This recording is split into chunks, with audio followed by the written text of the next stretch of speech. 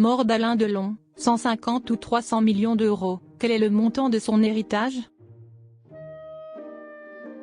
Si l'acteur a toujours cultivé le mystère autour de sa fortune, les spéculations vont bon train depuis l'annonce de sa disparition. Entre 150 et 300 millions d'euros, quel est le véritable montant de l'héritage laissé par Alain Delon? La disparition d'Alain Delon marque la fin d'une ère pour le cinéma français, mais elle a aussi ouvert la porte à de nombreuses interrogations concernant son héritage. En effet, l'acteur légendaire, qui a accumulé une immense fortune au cours de sa carrière, laisse derrière lui un patrimoine dont l'évaluation varie considérablement selon les sources, explique Le Parisien. Certains évoquent des centaines de millions d'euros, tandis que d'autres, plus proches de l'acteur, minimisent ces montants. Acteur au succès international, producteur avisé et entrepreneur passionné, Alain Delon a su diversifier ses sources de revenus au-delà de ses performances sur grand écran. Cette diversification, mêlant cinéma, immobilier, art et produits dérivés, contribue à brouiller les pistes quant à la réelle ampleur de sa fortune. Si la mort de l'acteur a plongé ses proches dans le deuil, elle a également relancé les débats autour de son héritage colossal, devenu l'objet de toutes les convoitises. Quel est réellement le montant de l'héritage d'Alain Delon? La fortune d'Alain Delon a toujours suscité l'intérêt, mais les estimations varient du simple au double, voire plus. Selon un documentaire diffusé en novembre dernier, la valeur de son patrimoine aurait été estimée à 200 millions d'euros. Cependant, d'autres experts parlent plutôt d'un montant se situant entre 50 et 150 millions d'euros. Le chiffre de 300 millions, mentionné par certains médias, semble largement exagéré selon plusieurs sources proches de l'acteur.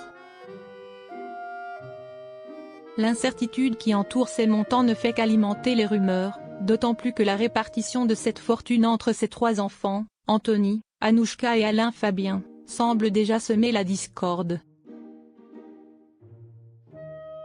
Il est important de noter que, durant les dernières années, Alain Delon s'est progressivement séparé de certaines de ses possessions, vendant notamment des œuvres d'art et des biens immobiliers, ce qui pourrait expliquer une partie des écarts dans les estimations.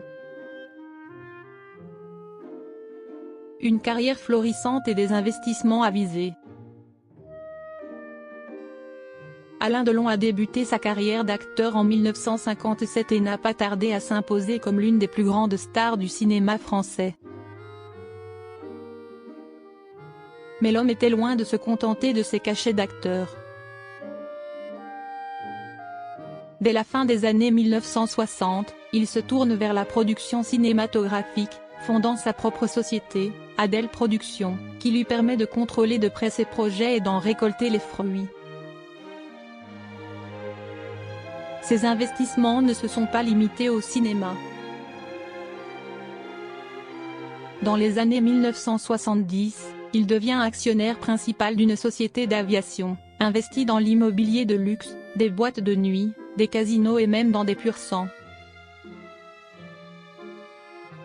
Cette diversification de ses activités lui a permis de bâtir un empire, tout en assurant la pérennité de sa fortune, même lorsqu'il a réduit ses apparitions à l'écran.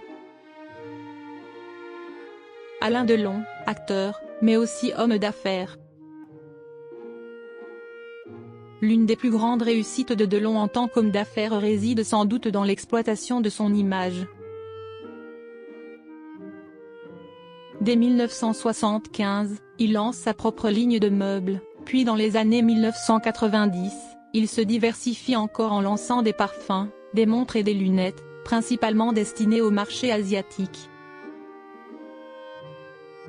Le succès de ses produits, notamment au Japon et en Chine, où Delon est une véritable icône, a contribué à gonfler considérablement sa fortune.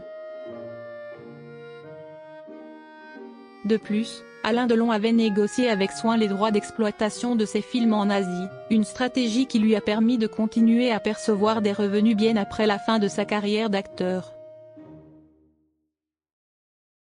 Cette approche proactive et avisée des affaires témoigne d'un instinct affûté et d'une compréhension profonde des opportunités économiques liées à sa